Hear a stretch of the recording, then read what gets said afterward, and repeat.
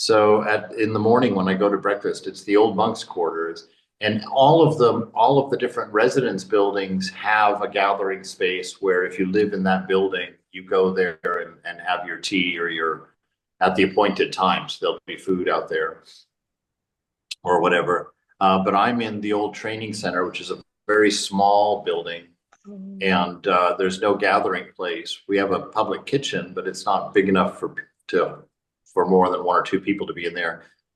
So they have he's dressed like a guard. He's got a uniform, very nice man, really nice man. Oh my God. And he's just my attendant. He checks in on me several times a day, makes sure that I have water, makes sure that he cleans up my dishes, he washes my bathroom, he cleans the room for me, he spruces it up for me. Um, you know, I have nothing to do with all of that, mind you, and it makes me very uncomfortable. But I tried for the first few days to be an American and tell him, no, no, I can manage. No, no, I can manage. And he uh, he was hurt by that. Oh. He thought that I was not accepting his Right. service, Right. and so I had to then apologize for that and try and smooth that over. But yeah, so after the nap, then I have that cup of coffee, and then I usually take my walk at that time, and then there's evening arati at 6. We go in and we sing the arati songs, Kandana, Om Hrim, and Shah Sarva Mangala, and it takes to sing all of them takes 45 minutes. Just Kandana takes 30 minutes Wow. to sing. They sing it so slow and they sing it twice. Uh, so, which is actually, I'm kind of in the habit of laughing at that, but I tell you, uh, you go deep singing that song that slowly with that rhythm going for 30 straight minutes. You go deep inside. I find that it's sometimes hard to get up after the RT songs are finished. It's hard Wow. to just kind of get your wits about you and get out, and stand up. And of course, a lot of that's my legs have decided they belong to somebody else at that point. Swami is like a vacation. Oh my God, it is the vacation of vacations. There's no distractions, there's no activities. There's just going from, I mean, just imagine, I mean, everything around me has been touched and experienced by the direct disciples. Everything. Yeah. Uh, the gospel happened partially, well, not the gospel, but the stories of all the direct disciples happened here. All the little vignettes that we know of their lives, many of them are here. And so you just walk around and everything that you're experiencing is putting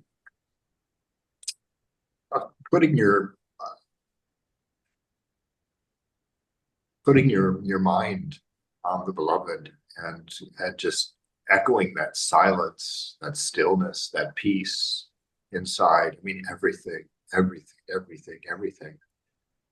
So, and there's monks everywhere. There's monks everywhere. Devotees everywhere. And, if you're not doing it, they're bowing down. They're going to the shrines. There's thousands of people. Like I said, there's a cloister wall. There's a wall kind of through the middle of the campus, or at least a fence where it's not a wall, that only the monks are allowed on the other side, which is so nice because it's so quiet over here. It's so still. But you can step out there and there's just throngs all day long. I mean, that's really changed. The first time I was here back in '99, there were maybe 100 people at any given point out there. It's a big campus, and but now there's thousands. I mean, it's just a parade of people down the main avenue to all the temples, and it's amazing. It's really touching, uh, and they're they're enjoying themselves and whatnot. But the devotion is very, very visible, very palpable in them. And it's a very odd thing to walk amongst them. Because you kind of become one of their points of devotion, which is a crazy feeling. All right, well, let's jump into Sri Sarada Devi and her divine play. We're on page 545, and we're going to have the story of Banku this morning, which is quite a lovely story about a young man who actually renounces and it gets the blessing of Holy Mother. So, once a young monk asked Bhai Bhupati, a devotee of Ramakrishna, "Could you tell us what made the master most happy?" He replied, "The master became very happy when a person renounced lust and greed, Kamini Kanchana. Similarly, Holy Mother was pleased when she found someone who had renounced hearth and home to become a monastic. Banku, also called Bankim, was Holy Mother's second cousin. So in Hindu society, she was considered his aunt. Banku's mother died when he was young, and he was raised by his mother's aunt and grandmother in his native village of Pukur, a couple of miles south of Jairambati. From his childhood, Banku had a sweet, melodious voice, and he was drawn to music. When he grew up, he learned to sing the stories of the Ramayana. And he gathered together a professional singing group. Banku charmed his audiences by singing different episodes from the Ramayana. He also performed Leela Kirtan, songs about the incarnation's lives, and danced with anklets and a shamara. Shamara, you know, at Arati, when they're doing a formal Arati, they'll have that yak tail wand that they fan the master with, they fan the deities with. And so he would dance with that and with anklets while he sang. Banku became famous in the Jairambati area. Holy Mother was fond of him and once arranged for him to perform the Ramnam Kirtan in her residence. That's when they sing the name, the 1,000 names of Ram. One day, Banku suddenly disappeared.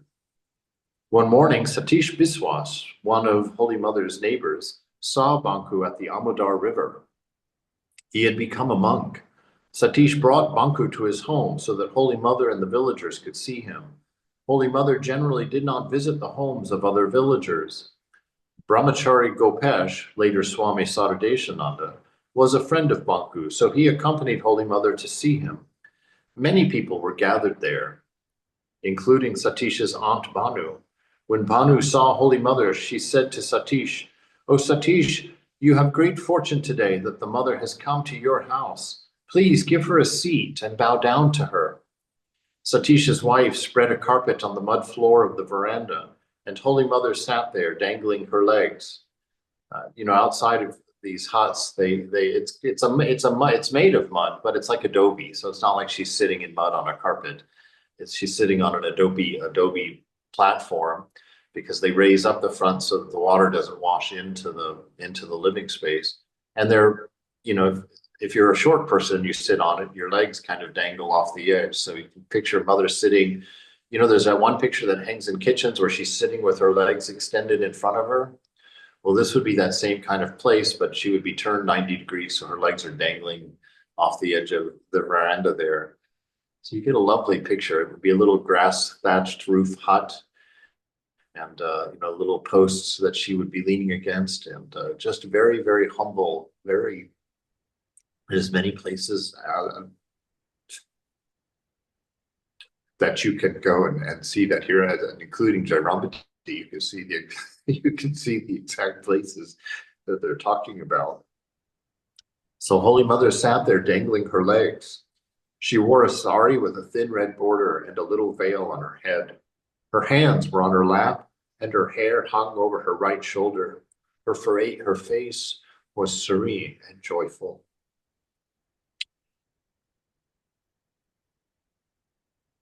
There were sacks of paddy by her side.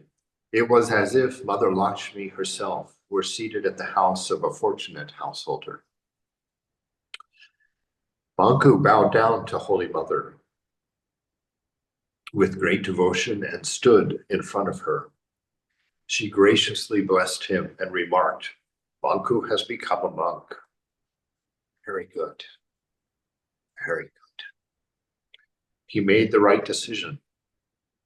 Banku remained silent. He had long hair and wore a long cloak and wooden sandals. He carried a brass water pot in one hand and a staff in the other. So that's very, that's the traditional monk garb. You know, you have the longer locks and these wooden,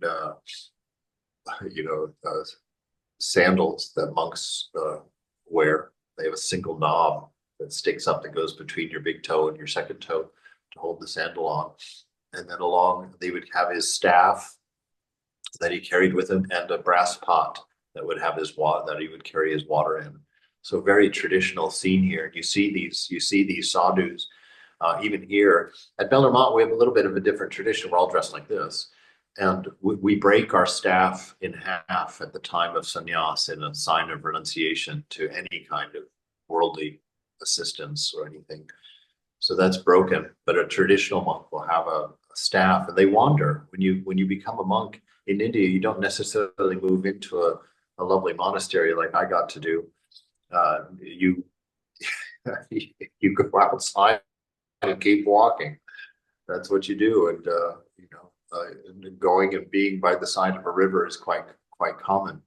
And you'll see a lot of these traditional monks that come to Bellarmont, dozens of them every day, I would say, come here and go in and salute in the shrine. And the Mat also on special occasions hands out new ochre cloths for them to wear. And so you'll see them with their matted locks and their chutters twisted up like turbans on their head. And most of them have some kind of sign on their forehead indicating their tradition. And they're walking along with their staff and their brass pot and usually a orange linen bag of some kind. And it just sends a chill to see them. That beautiful.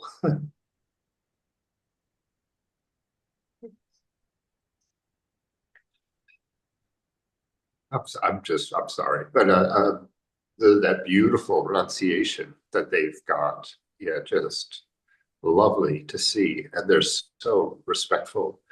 They're just wonderful, and then they sit along the road going out. When you get outside the gates of Bellarmont, instantly you're in the world. It's crazy. The juxtaposition is just staggering. And you step outside the gates and along that road going out to the main trunk road, which is the main road that goes from here all the way up to Afghanistan. And they'll be sitting out there begging, in groups of 1 or 3 or what along that road. And wow, it just really transports you. It really, just to see the ideal everywhere, just constantly being lived. He carried a brass water pot in one hand and a staff in the other. Banku's aunt, Bhavini Devi, began to cry when she saw him in his monastic garb. Some villagers disapproved of Banku becoming a monk because they wanted him to remain a professional singer. However, Holy Mother supported Banku and praised his monastic life. She said, "It is good that Banku has chosen to become a monk. What is in this physical body? See how I am suffering from rheumatism.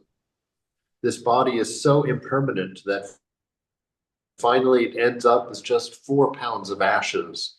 It is wonderful that Banku has become a monk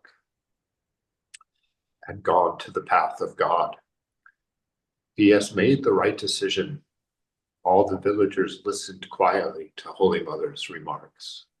Holy Mother invited Banku to her home. Oof, can you imagine? Holy Mother invited Banku to her home and asked Gopesh to accompany him. After returning to her cottage, Holy Mother served refreshments to Banku and asked him to have lunch with her. After lunch, she told Banku that he could stay with her as long as he wanted. Banku was not well, but he recovered under Holy Mother's care. Although he generally practiced silence, from time to time he talked to Holy Mother and to Gopesh. In the morning and evening he would sing some Baal songs according to his mood. Gradually he got well, and then early one morning he disappeared. No one knew where he went. That's a common thing. Whenever you're reading about a monk, that's traditional. They traditionally won't spend more than 3 days or so in any one given space, so that they don't attach to people and places. So they constantly keep moving. It's quite lovely when we did our begging for food, when I took my sannyas. There's traditions around all of that, and you're not allowed to ask at more than 7 residences for food. So if you go to 7 places and you don't get any food, then you don't get any food that day. And if you get food, you're not allowed to get food from more than 5 places. And so whatever you get by the 5th house, they give you different amounts. It really depends on what the person has and what their devotion level is. Some places you get a scolding. That happened to me a few times when I was out. I got some scoldings about wasting my life, and there I was, and you, a Westerner, well-educated and handsome, you should be earning money, you should be taking care of society. And all you can do is sit there and salute and just thank them and move on. But you can't take food from more than 5 places. And then, it all goes in a bag, a cloth bag that you carry over your shoulder. And, I think I've mentioned that story. I became known as Tupperware Maharaj because after the first day, because they'll put rice and dal in your cloth bag. And so you're walking and it's dripping down your leg. So after the first day, I went to the general kitchen here and I asked them if they had any plastic containers, and they gave me 2 plastic containers. And so the next day when I went out, I mean, it's almost sacrilege really in the thing, but it was, to me, it was just funny because that's my monasticism. So I went to the first house where they had some dal, and I pulled out my Tupperware container and they roared. They loved it. They thought that was great. She was like, "Oh, that is so wise. Very good." She was bobbling her head. Very good, Maharaj. Yeah, that's what happens when you get an American monk. No one knew where he went. Gaurima's surprise visit. Once Gaurima went to see Holy Mother in Jairambati. She went to Kualpara from Vishnupur and continued to Jairambati with Brahmachari Bharata as a guide. They arrived at the Amodar River in the late afternoon and waited until it was dark before continuing to Holy Mother's cottage. Gaurima asked Brahmachari Bharata to wait outside. She then stood at the threshold and imitated a beggar's voice, calling out, "Mother, may I have some alms?" Radhu's mother, Surabala, came out and inquired, "Who's there?" Gaurima repeated, "Mother, may I have some alms?" Sarabala cried out in fear when she saw Gaurima in the dark and ran to Holy Mother. Immediately the mother came out from her room and said in a firm tone, "Who is there?" Gaurima replied, "Mother, I am a night beggar. May I have some alms?" Although it was dark, Holy Mother recognized Gaurima's voice and said, "Oh, Gauridasa, please come in. When did you arrive?" It was a joyful reunion. You see this wonderful playfulness between all of these great souls. This idea of them being just stern renunciates. There's a place for that, absolutely. But there's such a freeness, such a freedom in their caring for one another, such a sincerity there as well, that just that playfulness, being like a child. You see it a lot in the gospel with Ramakrishna, his goofy things. He used to imitate the ladies. And apparently he did it so well. He put a ring in his nose, and he would wrap a thing on like a sari, and he would walk like them, and do their mannerisms. So in essence, a drag queen of sorts, I guess. Dare I say that? Anyway, in the most beautiful of ways. Holy Mother and the village caste system. Ramakrishna said the caste system can be removed by one means only, and that is love of God. Lovers of God do not belong to any caste. The mind, body, and soul of a man become purified through divine love. A Brahmin without this love is no longer a Brahmin, and a pariah with the love of God is no longer a pariah. Through bhakti, an untouchable becomes pure and elevated. That's through divine love. As the Master accepted and instructed all, so did Holy Mother. She accepted everyone as her own children and did not care for the discrimination of the rigid caste system. She indiscriminately initiated many people, including those of the low castes. Some of her non-Brahmin disciples helped her with her household work, and she also helped the cook in the kitchen.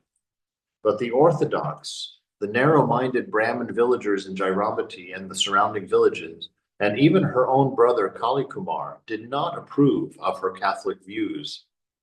As a result, the social leaders of the Jairambati area directly and indirectly put pressure on the Holy Mother.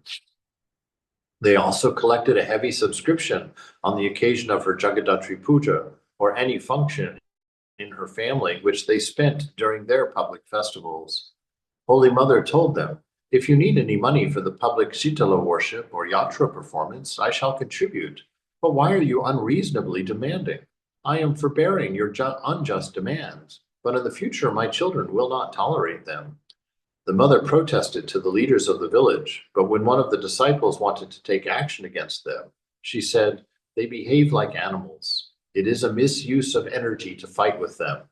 My son, we must hiss, but we must not bite, or they will take advantage of us." So you see how that dealing with that injustice, she didn't, it's not always proper just to bow your head and say, "Oh, this is the will of the divine. Oh, this is the way it is." When there's something unjust, there's a time to hiss, to stand up and say something, to challenge it. But you don't bite, you don't cause harm. And then you go forward from there.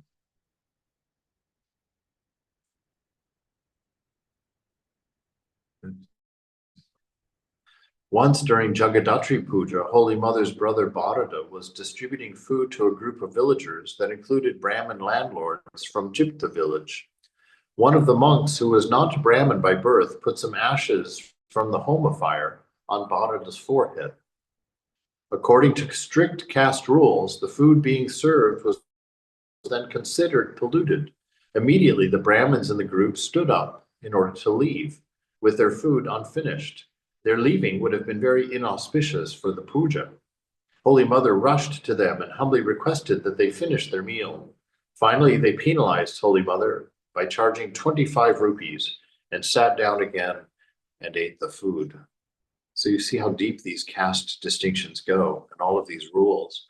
And, that's one of my experiences here as being a white monk. I'm a violation of every single possible traditional caste rule about being a monk or being a Brahmin. So it's quite a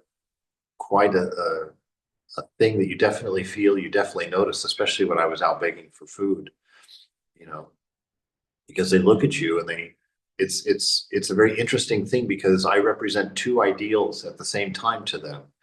A white person from America, just by default, is filthy rich, and very worldly in their minds. And so that ideal is there for anybody who's not spiritually oriented. They're like, that's, and then on the other one, I'm dressed in Garo, I'm a renunciate. And so, I could see in their faces when I'm talking to them, they're deciding, which way they're going to go. Either I'm a charlatan, I'm this rich American who's playing at being a monk, or I'm sincere and have renounced that. And that's a real pill to swallow, because they see me as having all of that money, having all of the things that worldly life would ever want. and becoming a monk in their tradition, you can see the on their face how they're thinking and feeling, because it's a very intense dichotomy that you're presenting to them. It's very interesting to see here how important these rules are in society, not so much in the cities, but the villages. You know, even as a monk, I'm not allowed generally when I go out to the villages and go into, unless it's a place where Ramakrishna has been, I'm not allowed into the shrines, you know, which I was a little bit humored by, out in, near, where was that? Bhubaneswar. Outside the city, there was just a little, a little mud shrine. I mean, it wasn't any bigger than a closet. I mean, it's just this tiny little shrine. And we stopped the car. I was with 4 other swamis. We stopped the car and they all got out and went down. There was, of course, an old man, an old priest. He wasn't a monk, but he was the priest of that little temple, that shrine. It was not even big enough. It wasn't really a temple. But anyway, all the swamis went in and one at a time, because there was only room for one person, and bowed down to the image in there. And when I went to do it, he put his hand across the entrance. I wasn't allowed to go into his mud shrine. I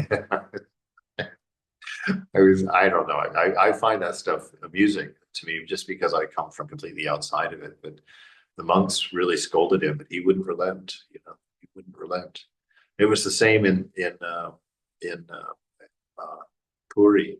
I wasn't allowed into the main temple there either. I had to wait by the car, and these young boys were kind of jeering me, you know, making fun of me while I was waiting for the monks, my companions, to come out. And one of the things they said to me is that they were like, "Oh, well, maybe in your next birth you can come to the temple." And then I upset them quite a bit. I shouldn't have done it, but I had a tongue on me in those days. It was very early on. And I said, "Oh no, that was my last birth. I've already been." Maharaj, that's the difference. That's the difference between the Ramakrishna monks and the places you go as a Ramakrishna monk, right? Ramakrishna order, they let you in. Oh yeah. Yeah. Yes.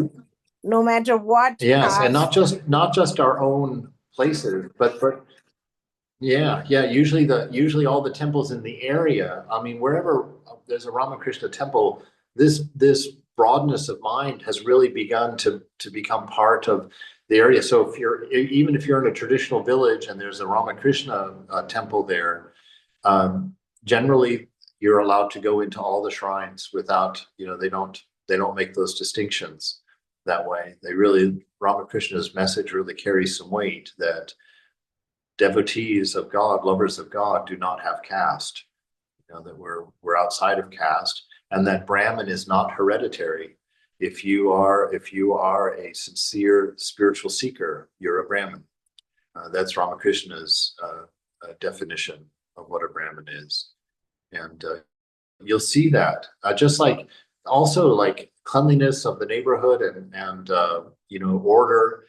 If there's, like, I noticed in Kasipur, because I've gone there every time I've come to India, to the Kasipur garden house where Ramakrishna passed, had his final samadhi.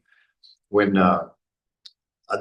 when I first went there in '99, you know, the walkway around the outside wall was clean, but the rest of the village was quite run down. And every time that I've come after that, that distance has radiated out. And so now I would say there's like about a 1.5 kilometer perimeter around that place where everything is clean and painted and well maintained.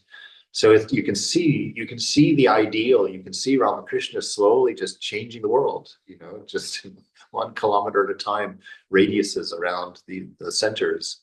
And it's lovely to see. It's really touching.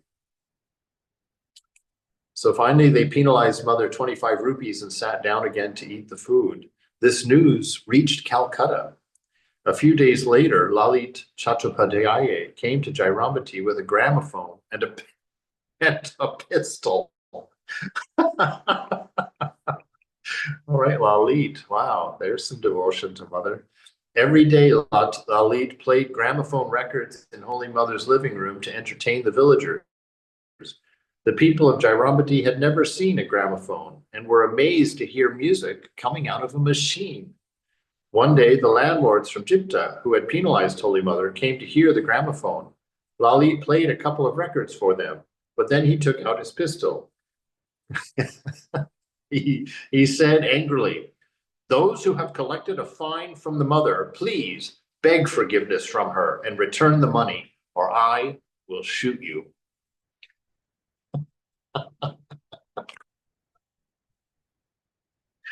I don't remember ever hearing this story. Wow. Wow. Okay, there's a devotee with some teeth. Holy Mother, her sisters-in-law, and some other women were outside the room listening to the gramophone. When Lalit got up with his pistol, the mother tried to stop him. But the heroic devotee said to her, "Mother, now I am your terrible child. I shall not listen to you. These people think that you are helpless and live in Jairambati with no one to protect you. They must beg forgiveness from you and from me too." The landlords begged their forgiveness from the mother and returned the money. So there is a place for this. There is a place for this. Chapter 5 describes the beginning and tradition of the Jagadatri Puja in Jairambati. This annual worship of Mother of the Universe was closely connected with Holy Mother. Every autumn, the monks and devotees participated in this event, and Holy Mother's presence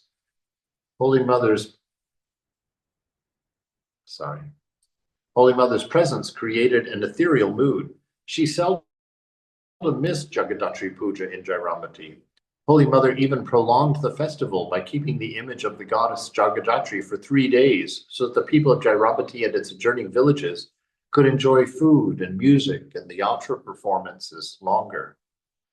Wow, even that, that would be a big break with tradition also. And purely for the sake of love, of compassion, so the villagers could have more fun, more enjoyment of the presence of the Divine Mother.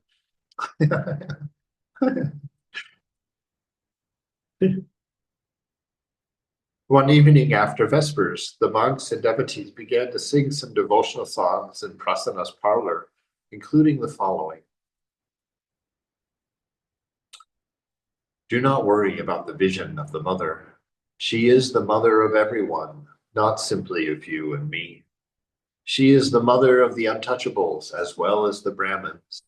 If one calls on the mother once, his life never goes in vain. To hear the call, "Mother, Mother," from the children, the Divine Mother remains behind the door, because if they see her, they will not call her anymore. If the mother were cruel, she would not give birth to children. The world would become barren and people would suffer without food. When you perspire profusely, who is the air that cools you? Yeah, it falls in line with what we've talked about, light as love, and now we have the air as a comforter when you're hot, cooling you. All of these manifestations, because we're in the divine dream. The dreamer, God, is everything that you're looking at right now. Everything that you're sitting in is from the beloved, and the light that's lighting you is in fact the light of consciousness, as we've spoken.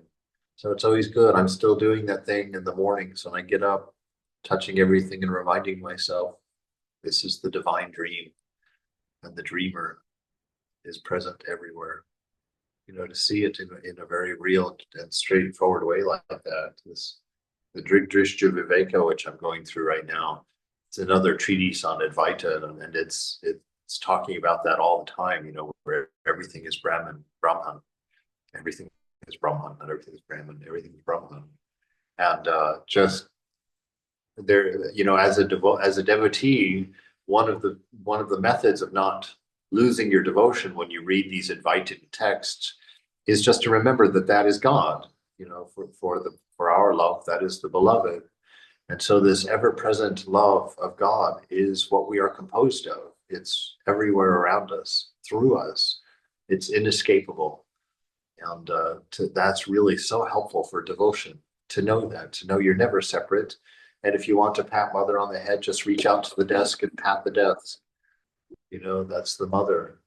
Reach out and, you know, whatever you touch is the mother. So you can, I found myself the other day inadvertently caressing the back of my chair as I was standing there, you know, with that idea in the back of my head that mother is everywhere. And so you just, it's so fond that, you know, the street dogs running around, I, you know, started greeting them and saying good morning, and the crows, because the monks, you know, it's in the scriptures that it's a very good thing for monks to feed the animals. And so up on the veranda where I go for breakfast in the morning, the monks are always putting out little pieces of their breakfast on that little wall there. And we've got all different birds, and sometimes a chipmunk gets up there, and a squirrel and whatnot will get up there and eat right there. I mean, I could reach out my hand and pet them, but they're just right there. They just sit there and eat with the monks, you know, looking on. It's such a sweet thing. And this is the world of devotion. You know, this is the world we live in. If you walk around with love in your heart, you'll see it, and you'll begin to recognize it because you see what's in you. You know, the world appears to you as you are inside. And that's why when M, you know, said to Ramakrishna, "Oh, the world is a world of suffering," you know, and Ramakrishna says, "What are you saying? This is a mansion of mirth." And or when Vivekananda said to Ramakrishna, "Oh, the world is going to the dogs," Ramakrishna scolded him and said, "Oh, if you speak like that, you're in danger." And again, he said, "This world is the mansion of mirth." So see the things, you know, that keep your mind in a pure place, keep your mind in a loving place. And that's what you will recognize. That will be the things that you tune into, right, in this world, because this world is heaven and this world is hell. And you will experience it according to what's inside of you. You know, you'll experience it that way. That's why two people could be in the same room. One person could be suffering horribly in mental anxiety and depression, and the other person can be perfectly blissful, content, right? It's not external things that create our world. It's the condition and purity of our mind. How much me and mine are we clinging onto? Because of the less of it, the more content we are, the happier we are.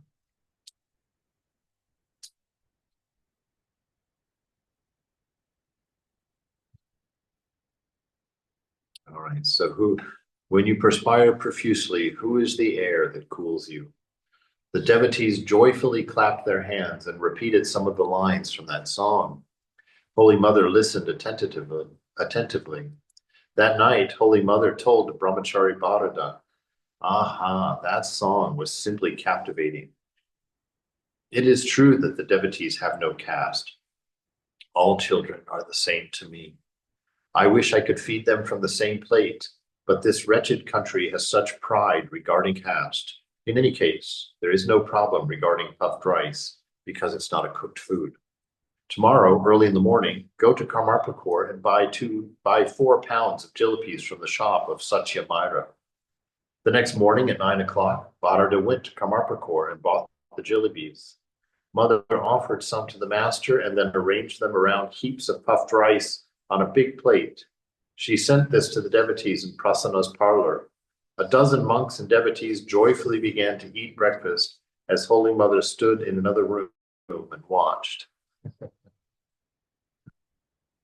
Observing people coming from various places in India to visit Holy Mother, the villagers gradually realized that devotees are in a special class. One day, some children who were playing in front of her cottage as Holy Mother was seated on the veranda, and seeing some new people, a boy asked, "Who are they?" The other boy replied, "Oh, they are devotees. Well, what is their caste?" The other boy replied wisely, "Don't you know? They are devotees." As she listened to the boys' conversation, Holy Mother remarked, "Look, anything that comes from the mouths of children becomes true.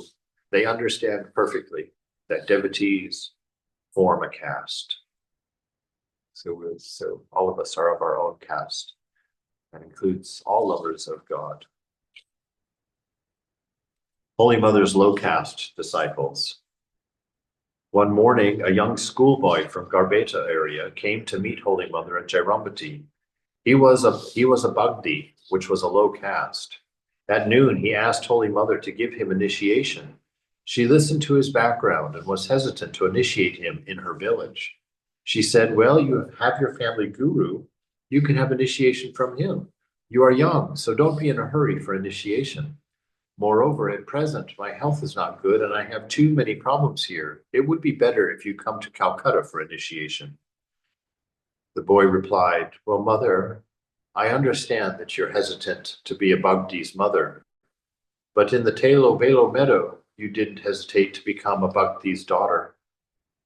Ooh, wow. That he said he was referring to the incident when the Holy Mother was confronted by a Bhagdi robber. She had said to him, Father, I am your daughter, Sarada. So if you remember when she was crossing that field of the dacoits, later in the evening, and she saw those robbers coming, and she just guilelessly presented herself as their daughter, and they were touched and took care of her. So he just pulled out the big guns. He just pulled out the big guns. The boy replied, well, Mother, I understand that you're hesitant to be a Bhagdi's mother, but in the Talo Belo meadow, you didn't hesitate to become a Bhagdi's daughter. Holy Mother smiled, but said nothing. Later she said to him, my child, tomorrow morning, take your bath early and wait. After my worship, someone will call you. The next morning after her worship, Holy Mother initiated the boy. At that time, her brother Kali Kumar was buying groceries in Haldigram, and Nalini had gone to take her bath. Holy Mother was concerned about how they would react if they came to know about the initiation. However, it went off without any difficulty, and Holy Mother was extremely careful to avoid confrontation with her conservative family members. Yeah, so this, the penalties could have been very high. That got out that same group of people that charged her the 25 rupees. You could lose caste, almost be run out of town. So this is why she was taking it quite seriously and offered to do it in Calcutta and not here.